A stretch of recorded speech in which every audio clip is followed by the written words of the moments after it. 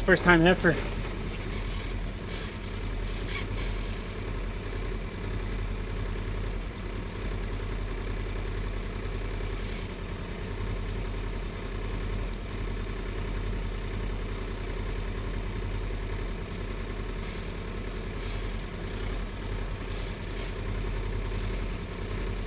She had a heifer.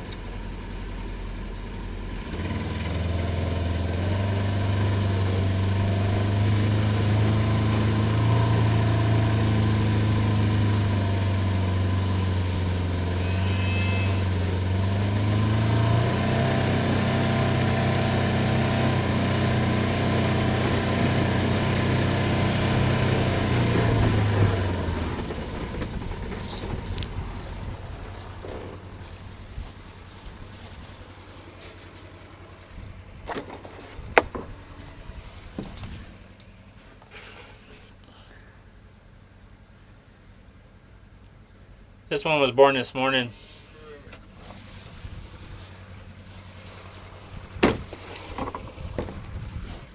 So is this one. Huh.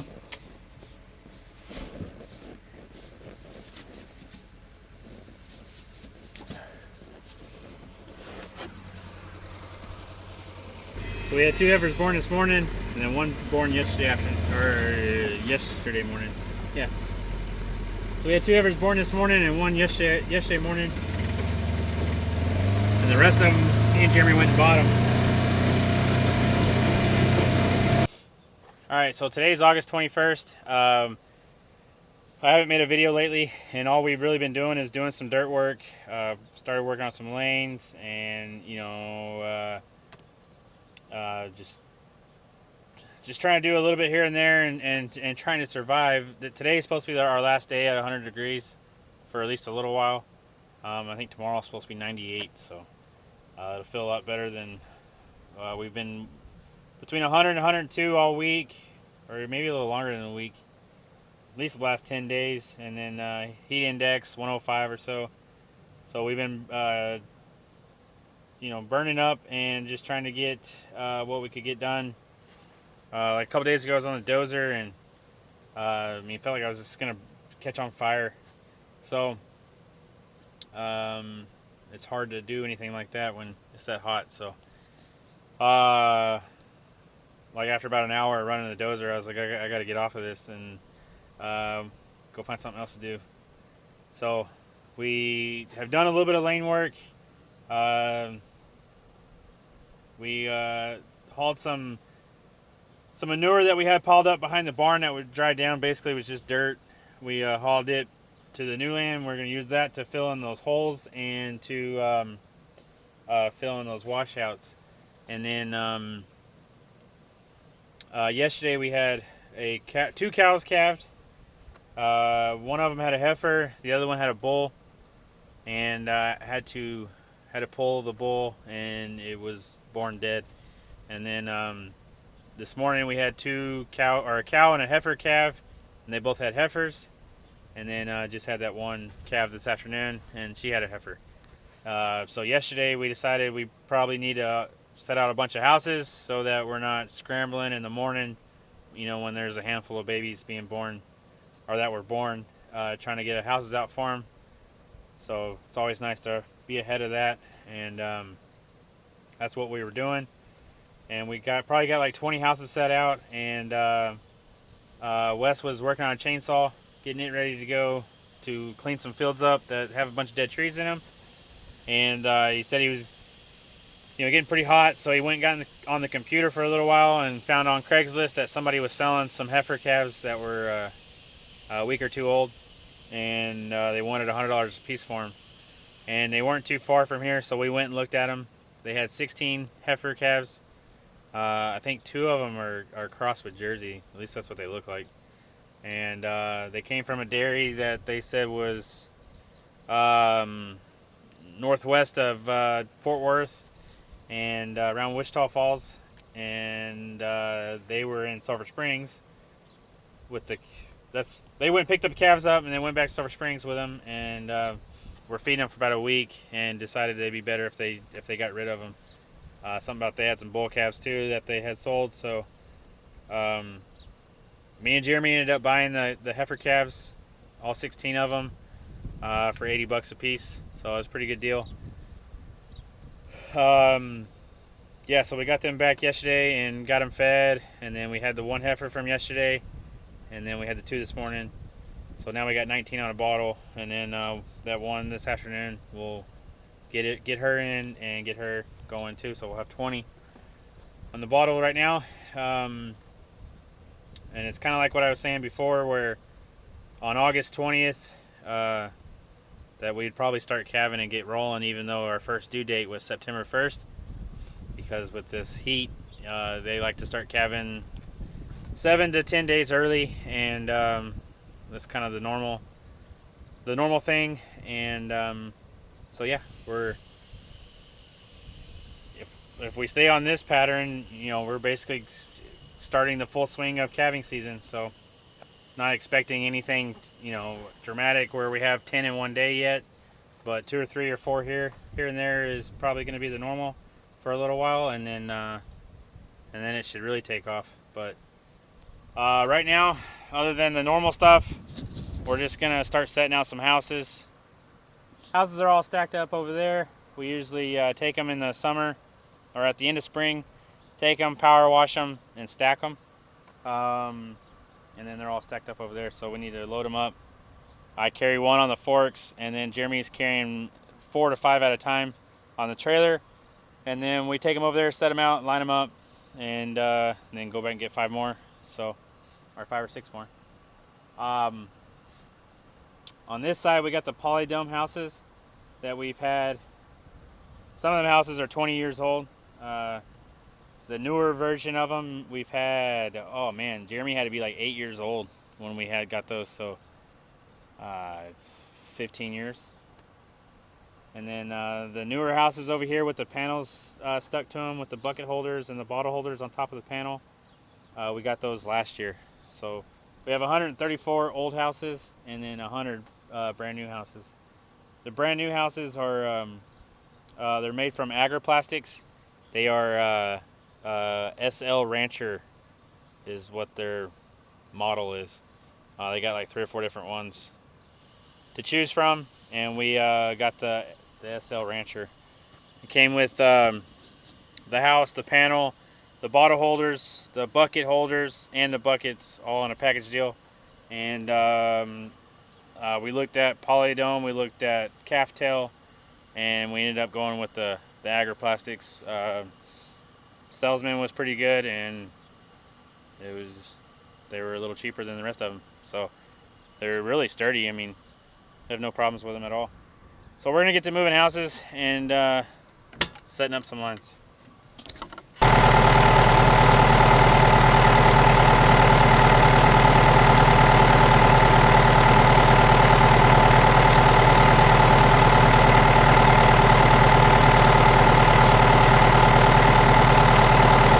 Alright, the plan here is that we're going to use all these new houses and make them on the longest rows, because these fancy bottle holders that come with them is super freaking easy to throw a bottle in and hit the hole.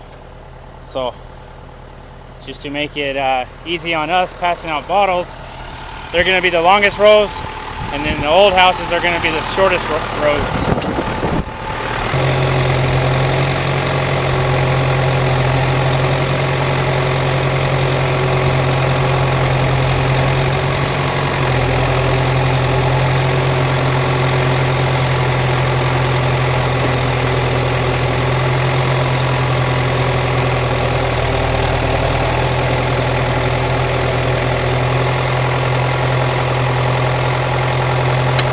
Front of the panel should be right there where you're standing.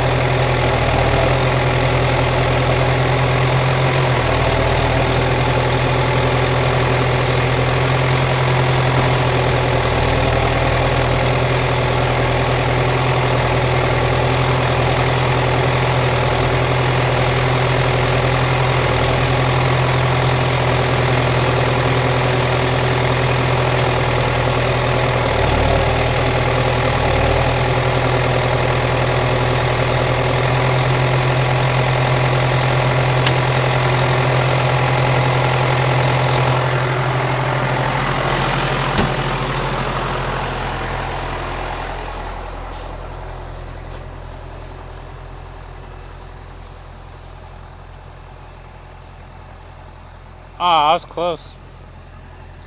Okay, so we'll slide this back a little bit because that's where the front of the panel will be. So, pretty good.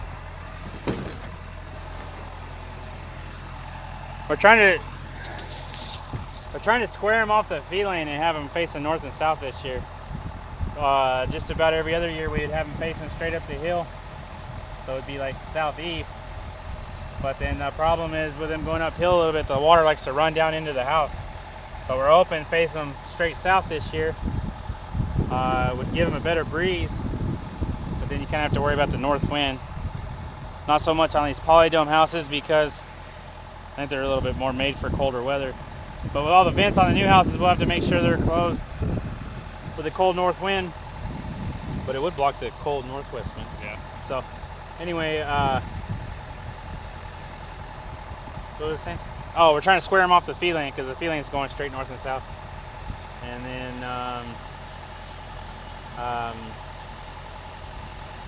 yeah, there's kind of a way. Everybody says there's a way to face the houses like if we were going to have calves in the straight summertime. I mean, we're already through our hottest three weeks of the year. Or we're at the last week. So you'd want them facing east so that they would have the most shade throughout the day. And then obviously south they're going to get quite a bit of sun. And then if they were facing west right now, they wouldn't have no shade at all. So north and south is probably the best way all around. East would give you plenty of shade for summertime. You wouldn't ever really want to face them north because then they would have nowhere to hide from a north wind. And then west, obviously right now they'd be burning up, but then also my thinking is sun comes up in the east in the morning when it's nice and cold at night, and they wouldn't get any sunshine for a while till at least noon. So south's best position for us. So we'll end up with 7 rows. We just got to figure out how to fit all the houses in those 7 rows. Obviously this line is going to end up running into the bells of Baylor, so we'd have to I don't know, maybe get 15 houses in there. You get probably 20 in this one, and that one's going to go right past the well house, so we'll get maybe 30. Hopefully to get 40 or 50 of the new houses in each line. Probably 40. And then it'll get smaller in the front again, but we just went ahead and set all these houses out just so we have an idea where the lines are going to be, and then we can get them squared up as we fill them in and get them lined up better. What else was I going to say? I was going to say something I forgot. Oh, so we're putting them 48 feet apart from line to line to line because it's 12 foot from the back of the house to the front of the panel.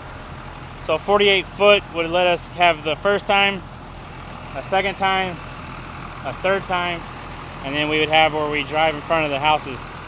So that would give us 3 calves, basically. We could have them first calf in here. After that calf's weaned off, we can drag it back, have the second calf. After that calf's weaned off, then we can drag it and have the third calf. It's the plan anyway. That hardly ever works, but we'll see.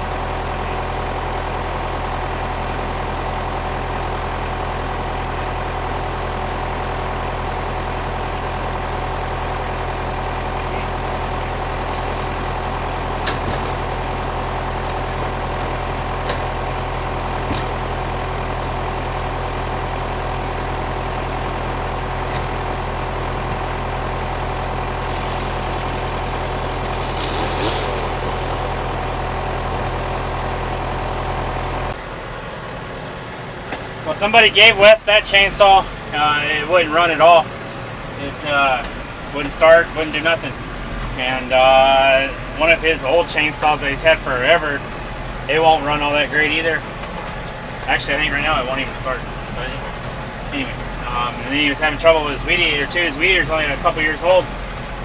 He took him to our John Deere dealer that sells steel, and they said something about a couple $100 to look at them. He took the two chainsaws and the weed eater, and if I remember right, what he told me is they told him a couple $100 to look at them, and that wasn't even to fix them. And then the guy said he said something about you can buy a kit, and that usually fixes them. So he got on eBay and bought the kit for that chainsaw there. He bought the kit, bought a new blade for $32, and he's been messing with it for an hour or two yesterday and an hour or two today, and now he's got it running where you just barely pull it and it starts right up. So yeah, so he's pretty happy about that. We're done moving houses for now. We got to get to doing our everyday stuff, and actually it's time to start feeding these. But we got the third line done. It's 40 houses all together. We did a pretty good job getting it nice and straight.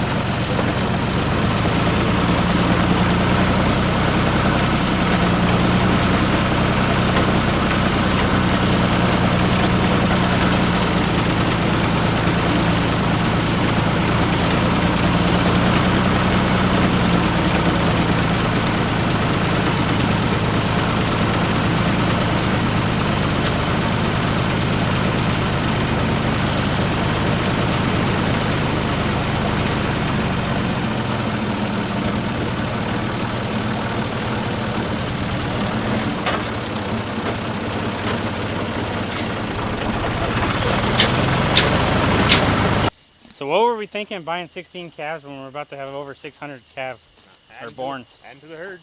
Oh, okay. I've built this place up.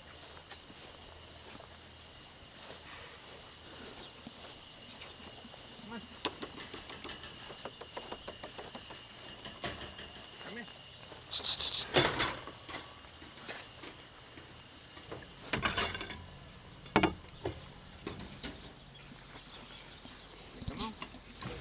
Come on.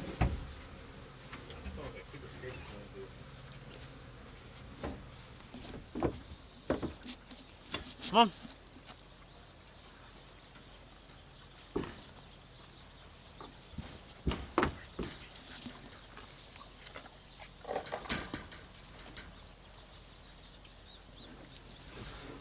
Oh, come on. Come on. Come on.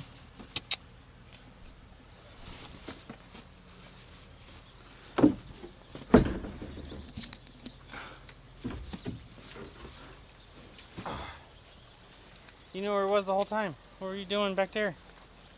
Sleeping?